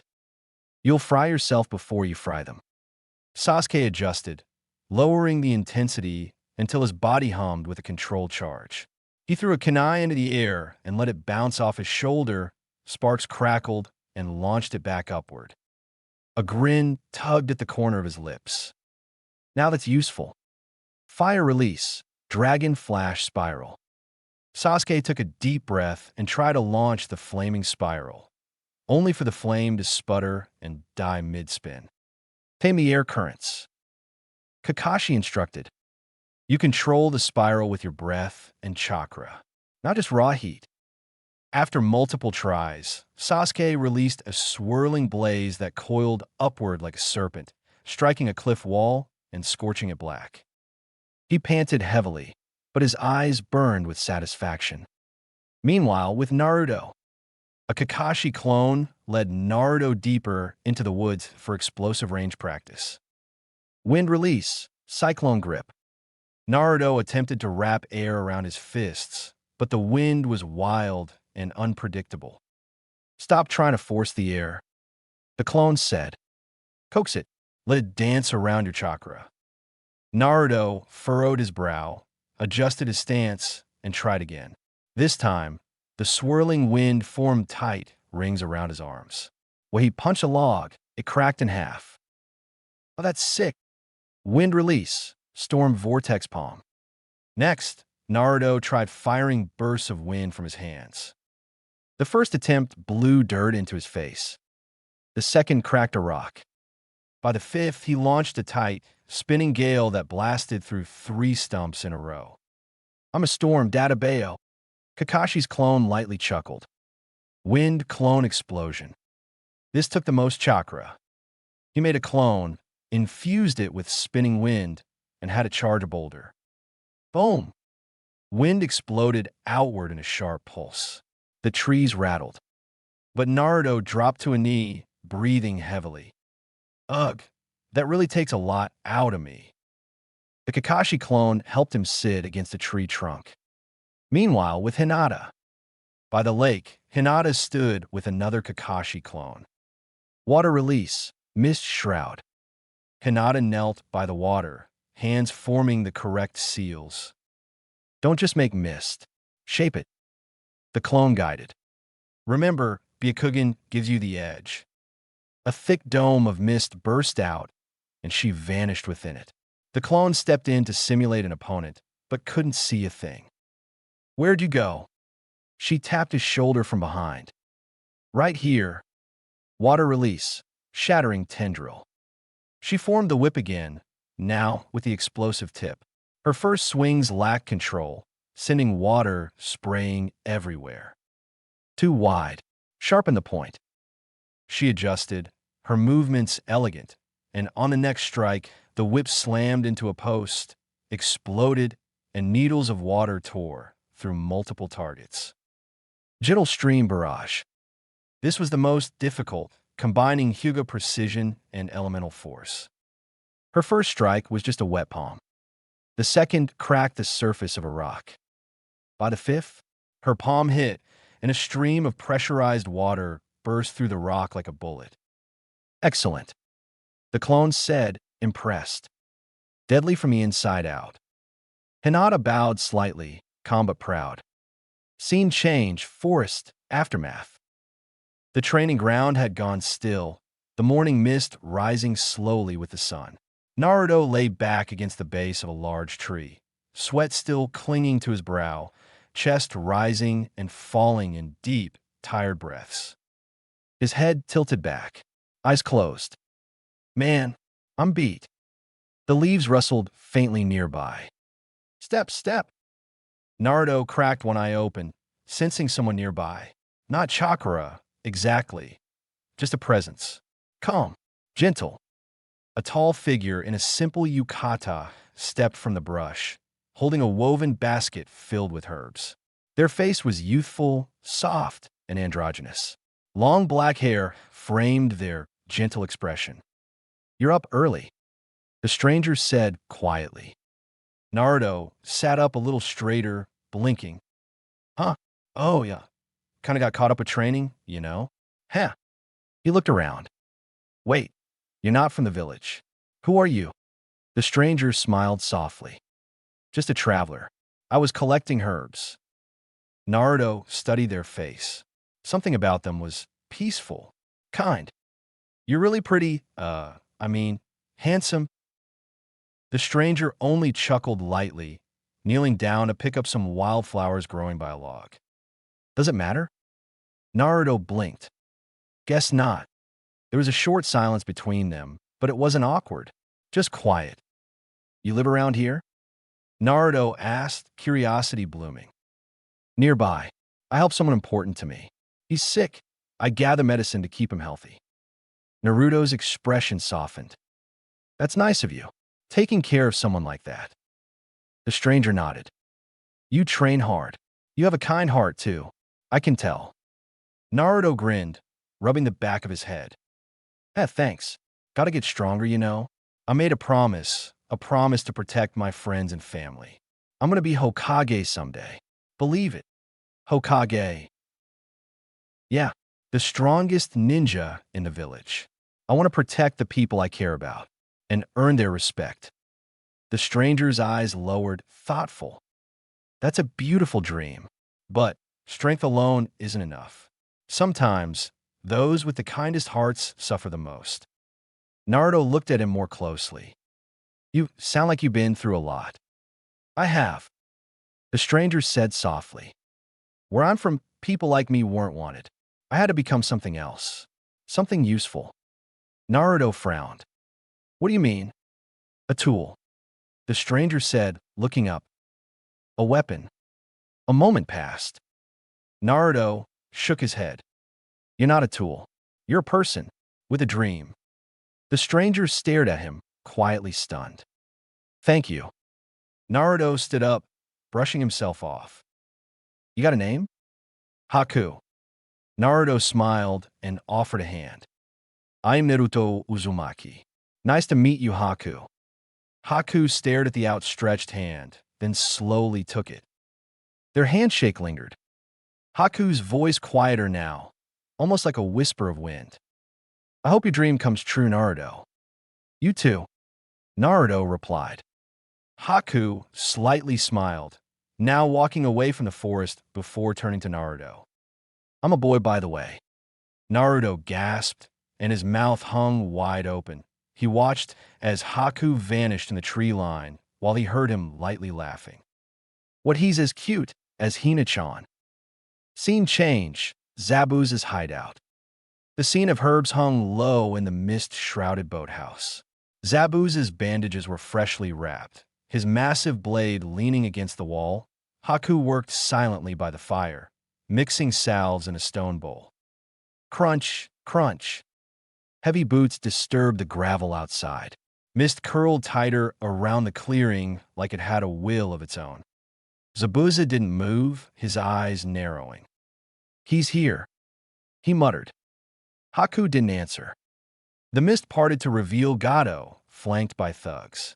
Greasy, armed, and far too smug for their own good thugs. Zabuza, Gato said with that snake oil smile. You're a hard man to find when you're licking your wounds. Zabuza didn't look up. I'm healing, not hiding. Right. Gato said, waving it off. Listen, I've been thinking. Maybe I was too quick to cut you off. Those leaf brats and the old bridge builder? They're still alive. You want a job done? I want it done. So here's the offer. He held up 2 fingers and grinned wide. Double the pay. Kill the builder.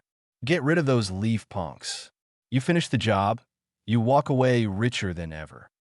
Zabuza's silence was heavy. Haku finally turned, staring directly at Gato. And if we say no? Gato's grin didn't fade, but his voice hardened. Then your liabilities. And I don't pay liabilities.